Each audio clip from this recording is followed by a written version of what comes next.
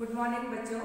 आज हम आपकी पाठ्य पुस्तक में जो व्याकरण की पुस्तक है उसमें पाठ 14 पर जो विषय दिया हुआ है शब्द रचना उपसर्ग, उसके बारे में हम आज समझेंगे, उसे पढ़ेंगे कि उपसर्ग क्या है और इसकी ज़रूरत, इसकी आवश्यकता क्यों पड़ती है। पहले तो हम ये बता दें कि इसकी आवश्यकता नए नए शब्दों को गढ़ने या रचने में ज़रूरत होती है, इसकी आवश्यकता होती है।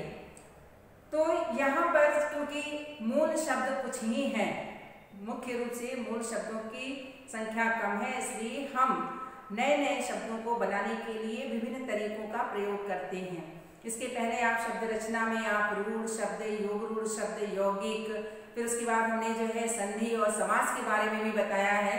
अब हम जो है उपसर्ग और आगे जो है प्रत्यय चैप्टर बचा हुआ है उसके बारे में भी हम समझाएंगे। तो आज जो है हम उपसर्ग पर आते हैं कि किस प्रकार इनकी भी ज़रूरत शब्दों के रचना में पड़ती है और किस प्रकार हम इनका प्रयोग करके बनाते हैं। तो ये शब्द जो आपके उसमें पेज नंबर 21 में जो ये ऊपर तीनों पिक्चर दिए हुए हैं, आप देख रहे हैं, बुक खोल लीजिए और इन पिक्चरों को देखिए कि पहले वाले पिक्चर में उपवन शब्द लिखा हुआ है, दूसरे वाले में सुपुत्र शब्द लिखा हुआ है और तीसरे वाले में चौराहा। मैंने चौराहा यहाँ बोर्ड पर नहीं लिखा हुआ है, केवल उपवन और सुपुत्र लिखा हुआ है। इसमें आप देख रहे होंगे कि दो दो जो है वो शब्द या शब्दांश मिले हुए हैं। एक शब्द है, पूरी तरह से शब्द है, और जो एक है उसमें से वो शब्दांश है। तो इन्हीं शब्दांशों को हम उपसर्ग कहते हैं। उपसर्ग जो है शब्दांश होते हैं और किसी भी शब्द से पहले लगते हैं। पहले तो ये जो है उप और ये सु देख रहे हैं आप, आपके चित्र में भी है।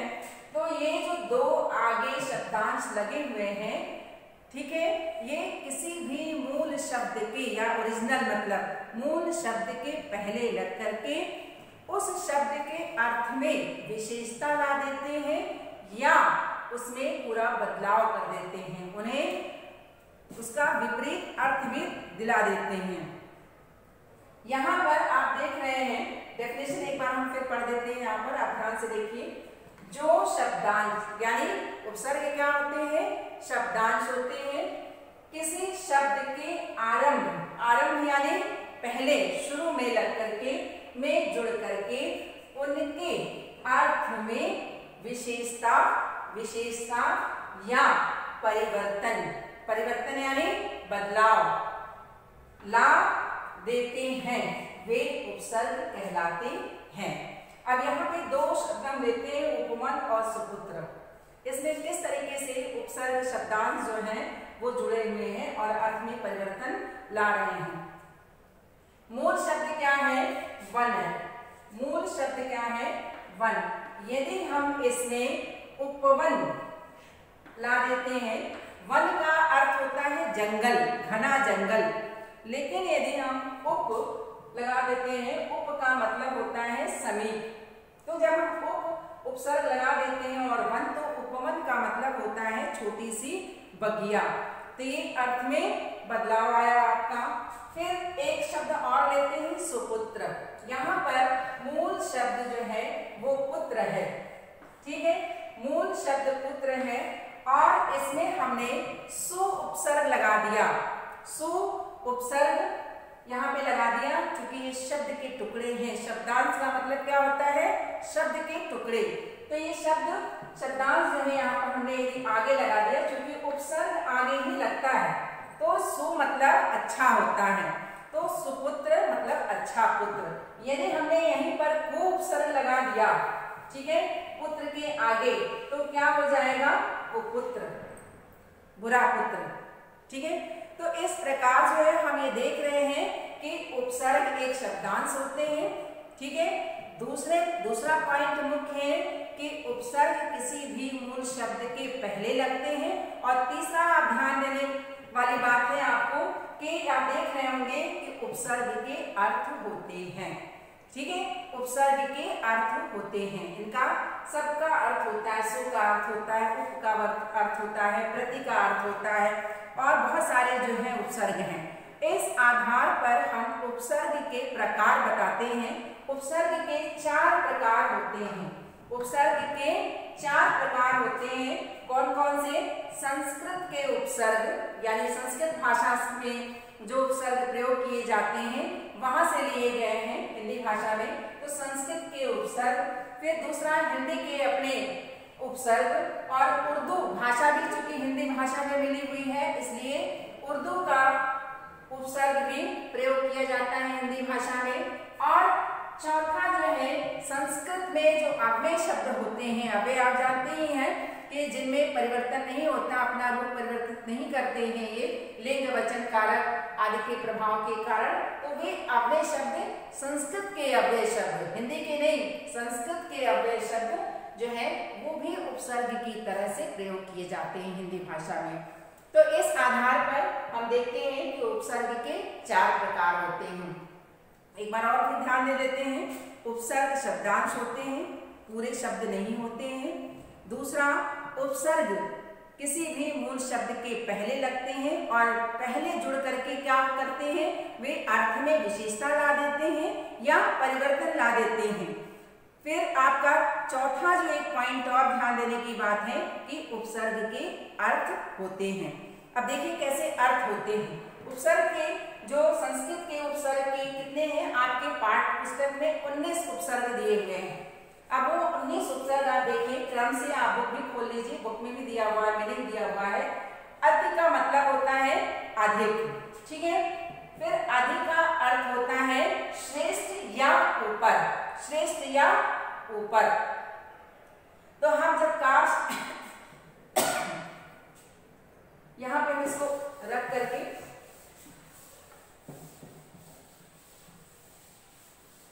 अब देखिए कैसे जो है ये शब्द बनते हैं। अधिक का मतलब होता है ऊपर या श्रेष्ठ। तो जब हम कार शब्द के साथ हम प्रयोग करते हैं अधि का, ठीक है, अधि उपसर्ग हमने जोड़ा तो क्या हो गया, किसी के ऊपर हमारा अधिकार हो जाता है, प्रभुत्व हो जाता है। तो यहाँ पर ये अधि उपसर्ग हो गया, कार शब्द है मूल शब्द। उसके बाद अनु का मतलब होता है पीछे या समान। तो आप जब रूप का मतलब होता है क्या, चेहरा, यदि आप इसके आगे अनु शब्द लगा दिया तो क्या बन जाएगा, ये अनुरूप, यानी उसके समान। इसकी मीनिंग क्या होती है अनुरूप की, उसके समान। रूप का मतलब तो चेहरा हो जाता है, रंग रूप आकार चेहरे का, और अनु यदि लगा दिया तो आपका मीनिंग तुरंत बदल जाता है। क्या हो जाता है, क्या हो जाता है, समान। फिर उसके बाद से एक और आप देख सकते हैं अनुचर। अनु से हमने, हो सकता है कि आपकी बुक में ये शब्द ना हो, बुक में जो शब्द है वो पढ़िएगा, समझाने के लिए हम कहीं और से भी ले लेते हैं। अनु उपसर्ग है और चर मतलब चलने वाला। चर की मीनिंग क्या होती है, चलने वाला। अनु उपसर्ग हमने यहाँ पर लगा दिया तो पीछे चलने वाला, अनुचर नौकरों को कहते हैं जो पीछे चलते हैं, किसी के सेवक को कहते हैं।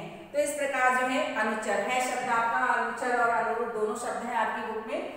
तो ये आप देख रहे हैं समान के अर्थ में और पीछे चलने के अर्थ में अलग अलग अर्थों में प्रयोग होता है।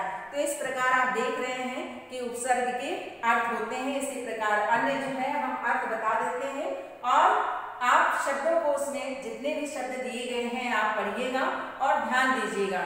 यदि जो भी आपको लगेगा कि किस प्रकार ये शब्द बने हुए हैं आपको नहीं समझ में आ रहा है तो आप क्लास में पूछ सकते हैं आने पर। अब ये है अप। अप का मतलब होता है बुरा या विरुद्ध। अप का मतलब होता है बुरा या विरुद्ध। अब मान लीजिए कि आप अपयश शब्द आपने सुना होगा।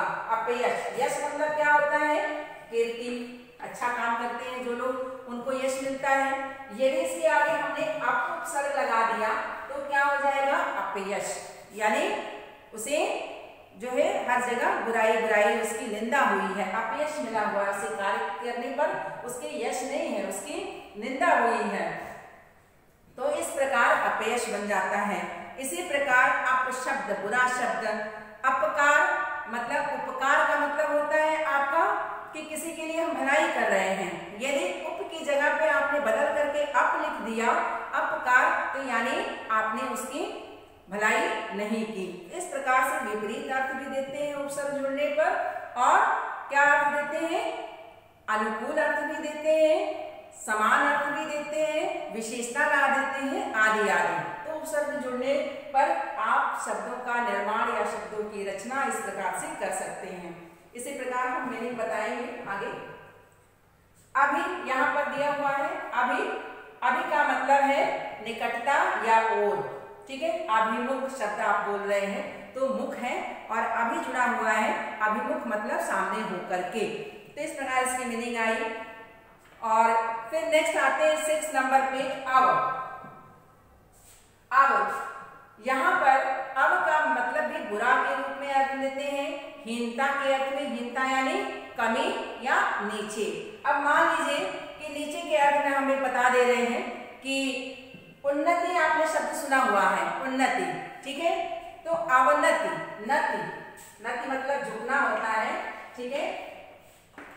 अवनति नीचे, और यदि उन इसमें और ना और ती जुड़ जाता है तो उन्नति शब्द बन जाता है। तो विपरीत अर्थ भी हम बनाते हैं, उन्नति का अवनति, अवनति का उन्नति। इस प्रकार से भी हम उपसर्गों को जोड़ करके बनाते हैं। फिर आते हैं हम आ उपसर्ग पर। आ भी जो है आपका तक और विपरीत अर्थ में, नहीं के अर्थ में प्रयोग होता है। उत, उत जो है ये उपसर्ग है, ये भी जो है ऊपर उठने के अर्थ में, या उत्कर्ष, उत्कर्ष मतलब ऊपर उठना होता है, तो उसके अर्थ में प्रयुक्त होता है। फिर आपका उद, उद है, उद भी जो है आपका ऊपर और उठने के, उत्कर्ष के ही अर्थ में प्रयोग किया जाता है। जैसे उद्गम, उद्गम शब्द है, उद्गम ऊपर से कहीं से निकलती है। नदी का उद्गम स्थान कहाँ है, गंगा नदी का उद्गम स्थान कहाँ है, इसमें उद्गम मतलब निकलने का, जो वहां से नीचे से कहीं से जमीन से निकल करके ऊपर आती है। नदी का जो पानी होता है, स्रोत होता है, वो ऊपर की तरफ निकलता है, इसलिए उद्गम शब्द है। उद्गार शब्द, उद्गार दिया हुआ आपकी बुक में, उद्गार, गार और उद उपसर्ग लग करके यदि हमारे अंदर कोई भावना है या कोई बात हम कहते निकलता है मेरे मुंह से भावना बोली के रूप में, हम कहते हैं मेरे मन के उद्गार निकल रहे हैं। इस प्रकार जो है उद्गार शब्द बनता है।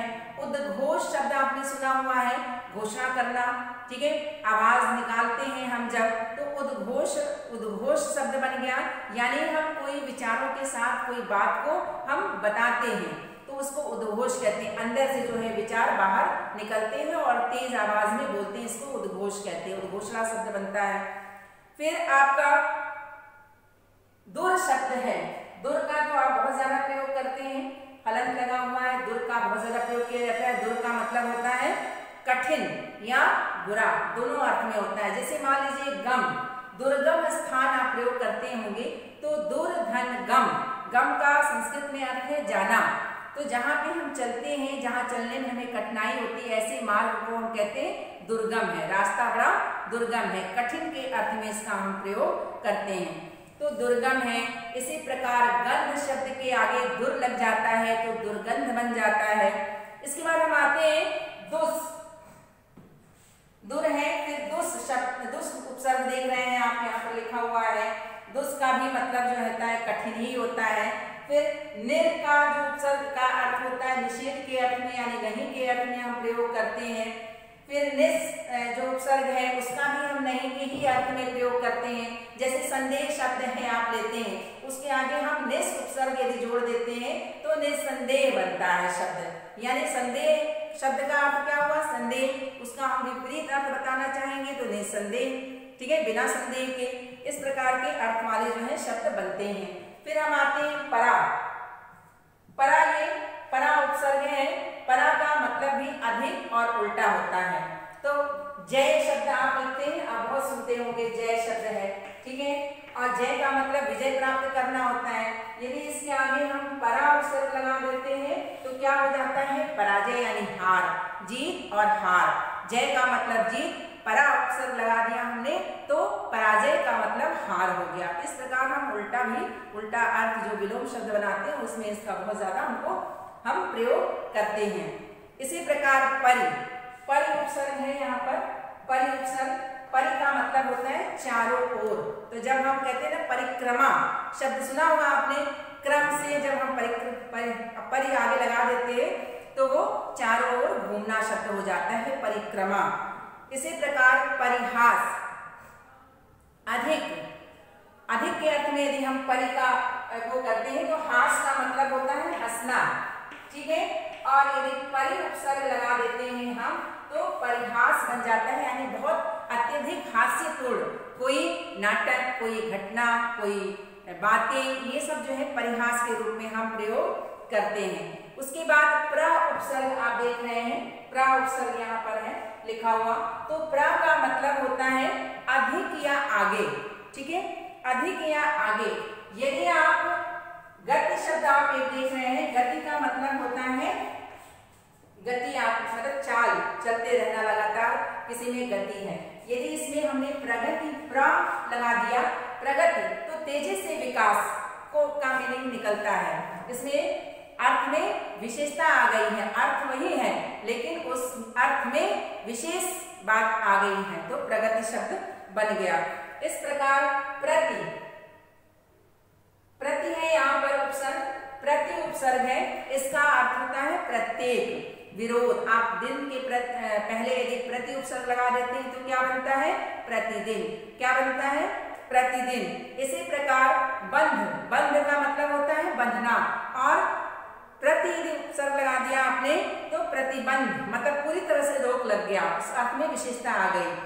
प्रतिक्रिया, क्रिया यानी कोई कार्य क्रिया हो रही है, कोई कार्य हो रहा है। प्रतिक्रिया उसका उल्टा हो गया, उल्टे अर्थ में प्रयोग किया जाए। क्रिया कोई हो रही है, कोई आपको बुरा भला कहा, आप प्रतिक्रिया में उसके उल्टे में आप क्या करेंगे? आप भी उसके साथ बहस कर लेंगे या वाद विवाद कर लेंगे, इस प्रकार का। प्रतिकूल, अनुकूल शब्द आपने सुना होगा, कूल, अनुकूल यदि है तो आपके हिसाब से चीजें हैं, यदि प्रतिकूल तो आपके हिसाब से चीजें नहीं है, इस प्रकार इसकी मीनिंग निकलती है।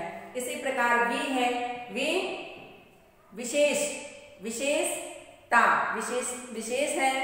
फिर विज्ञान शब्द है, ज्ञान का मतलब तो है ही ज्ञान, आपको शिक्षा मिल रही है, आपको जानकारी उपलब्ध हो रही है, लेकिन यदि उसमें वे उपसर्ग लग जाता है तो विशेष ज्ञान हो जाता है। ज्ञान में आपकी सभी चीजें आएंगी, जैसे हिंदी है, संस्कृत है या कोई भी अन्य विषय, लेकिन जब आप विज्ञान शब्द यूज कर लेते हैं, उसमें वी लगा देते हैं उपसर्ग को ज्ञान के साथ, तो आपका विशेष ज्ञान हो जाता है। जैसे आपका फिजिक्स है, केमिस्ट्री है, या आपके साइंस में जो है फिजिक्स, केमिस्ट्री, बायो आदि विशेष ज्ञान के अंतर्गत आते हैं, तो ये विज्ञान माने जाते हैं। इसी प्रकार माता शब्द आपने सुना होगा, यदि उसमें वी लगा देते हैं तो विमाता हो जाता है। फिर सम का बहुत अधिक प्रयोग होता है, सम उपसर्ग है ये, और इसको हम सम लिख करके करते हैं, सम बिंदी लगा करके करते हैं, तो इस प्रकार ये हो जाता है। तो सम उपसर्ग का आप देखते होंगे कि पूर्णता, सम का मतलब होता है पूर्ण, जैसे पूर्ण है, संपूर्ण लगा दिया आपने तो पूरी तरह से, पूर्ण का मतलब तो पूरा होता ही है, लेकिन सम लगा देने पर, संपूर्ण शब्द लगा देने पर पूरी तरह से परफेक्ट, मतलब कंप्लीट पूरा है। फिर इसी तरीके से संयोग बनता है, संकल्प संयोग के अर्थ में, जोड़ने के अर्थ में होता है, संकल्प, संतोष, संबंध आदि। अब आते हैं दूसरे नंबर पर हिंदी के उपसर्ग। हिंदी के उपसर्ग आपकी किताब में जो है वो 13 दिए हुए हैं, और हिंदी के उपसर्ग में आप ध्यान देंगे कि इसमें हलंत दे लगे होते हैं। संस्कृत के उपसर्गों में आपने कई जगह में देखा है कि हलंत लगे हुए हैं, जैसे उद है, सम है, निस है, निर है आदि आदि में, जहां पर पूरा स्वर नहीं लगा हुआ है, आधा स्वर है ही नहीं, आधा व्यंजन है, लेकिन हिंदी में ऐसा नहीं है। कई ऐसे उपसर्ग हैं इसमें कि जो हिंदी में ही प्रयोग होते हैं, बस अंतर उसमें हिंदी और संस्कृत वाले में है कि हिंदी में आपके हलंत नहीं लगा होगा। जैसे आप देखिए अ है अध, अन, अन। अन जो उपसर्ग है आप देखिए दोनों में प्रयोग होता है, ठीक है, अन। तो ये जो अन होगा ये हिंदी का उपसर्ग होगा, यदि इसमें हलंत लगा होगा तो ये संस्कृत का उपसर्ग हो जाएगा। तो अ का मतलब अभाव होता है यानी कमी, मीनिंग बता दे रहे हैं, आपकी बुक में भी लिखा हुआ, आप लोग पढ़ लीजिएगा, ठीक है। इससे हम अमर, अमूल, अकाल, अधर्म शब्द बनाते हैं। अक्सर जो है इससे अ से विपरीत अर्थ हम बनाते हैं। जैसे आप शब्द, एक धार्मिक शब्द सुना होगा आपने कि जो धर्म को मानने वाला होता है उसे धार्मिक कहते हैं। यदि हमने अ उपसर्ग लगा दिया यहाँ पर तो क्या हो जाएगा, अधार्मिक, यानी वो धर्म को मानने वाला नहीं है।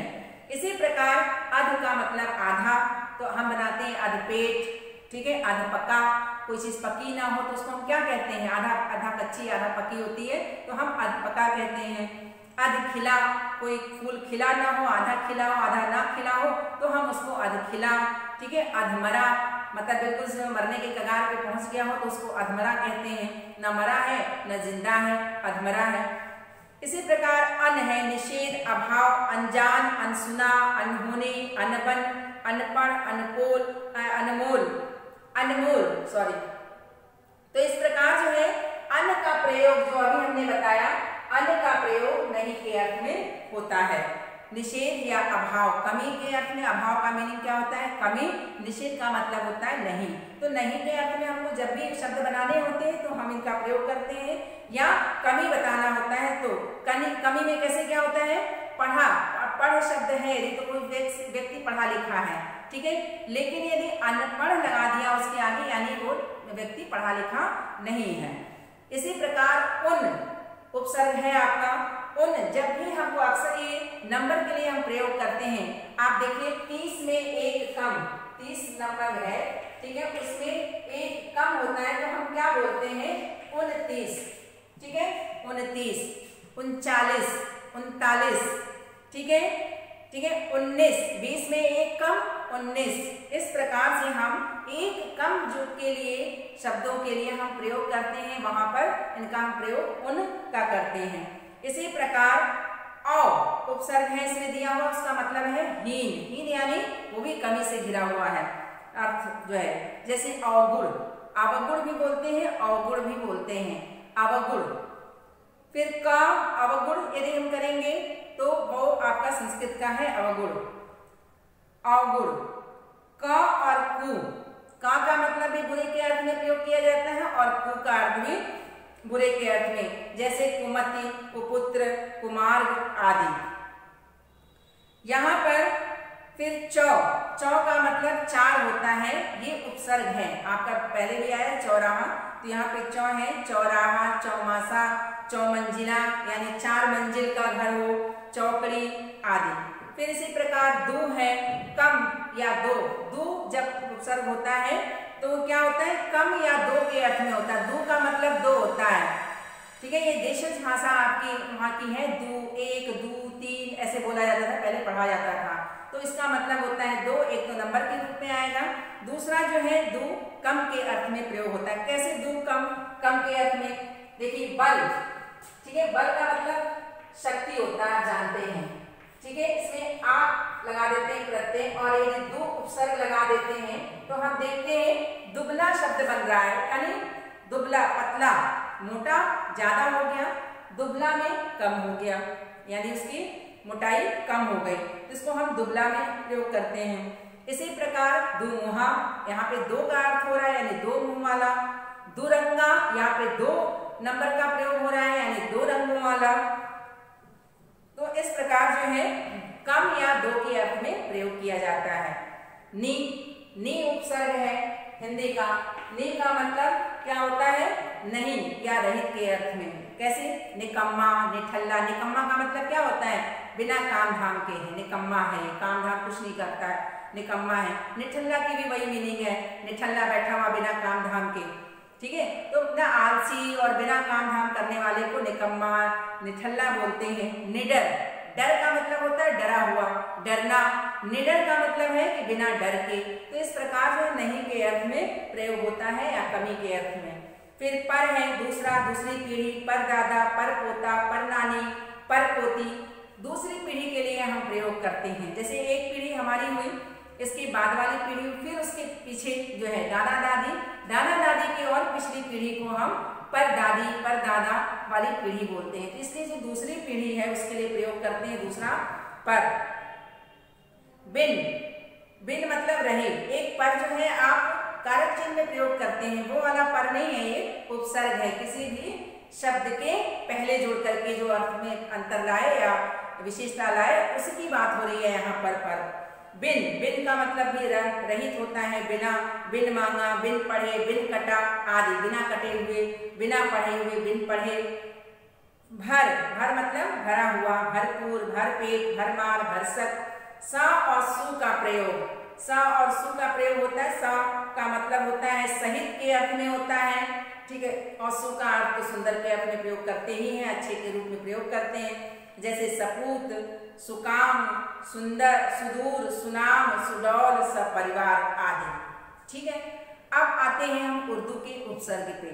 उर्दू के उपसर्ग हैं कम, कम का मतलब थोड़ा, मीनिंग ही आपका वैसे आ जा रहा है थोड़ा या हीन। खुश के अर्थ में है दर, ना, व का मतलब साथ है, ठीक है। तो कम के अर्थ में कमजोर, कम अक्ल, कम खर्च, कम उम्र है।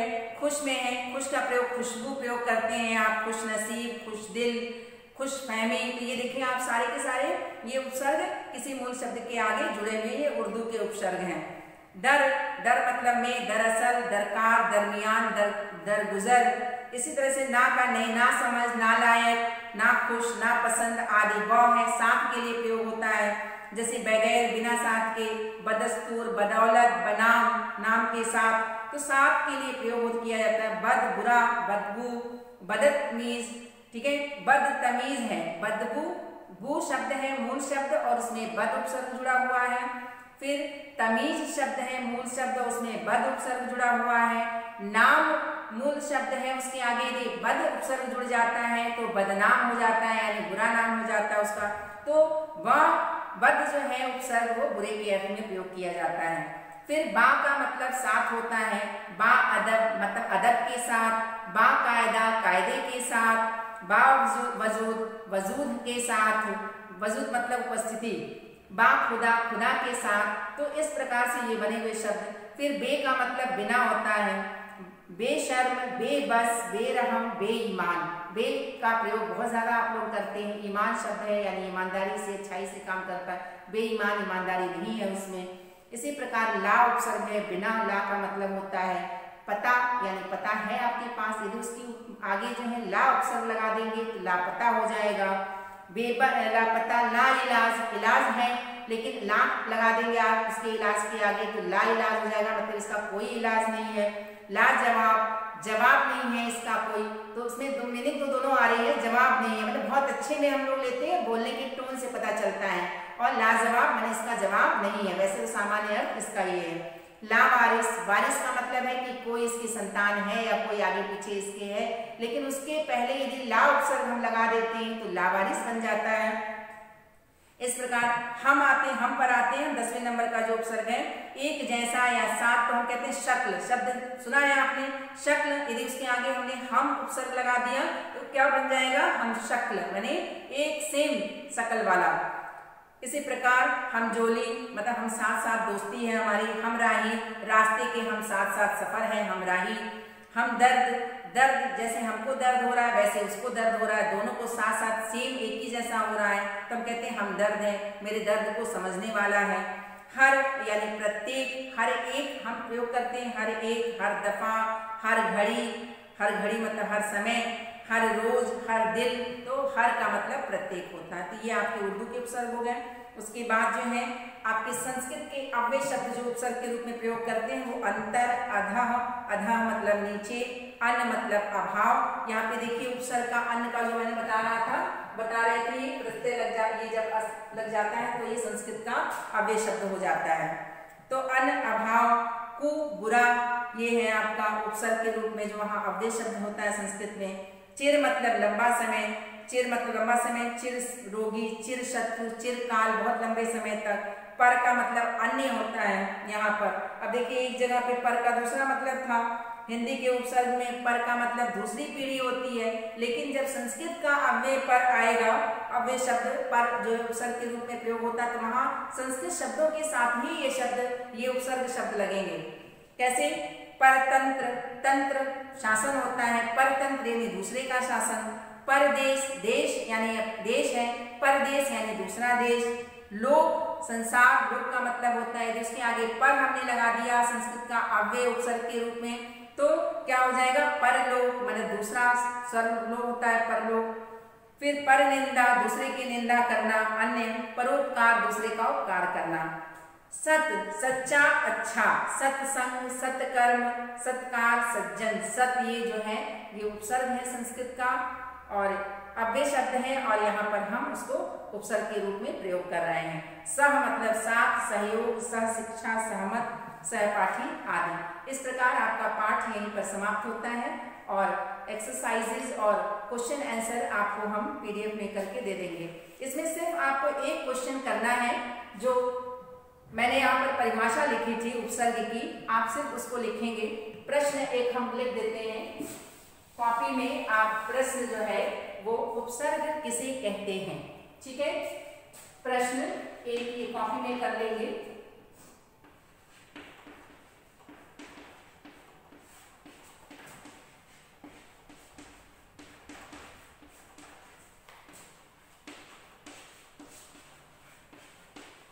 उपसर्ग किसे कहते हैं, ठीक है? एक ये क्वेश्चन और दूसरा क्वेश्चन है प्रश्न।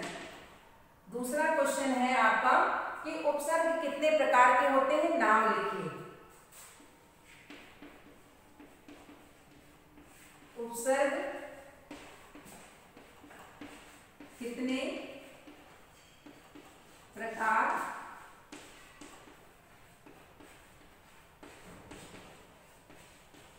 होते हैं, नाम लिखिए। नाम लिखिए, यहां पर उदाहरण जरूर दीजिएगा।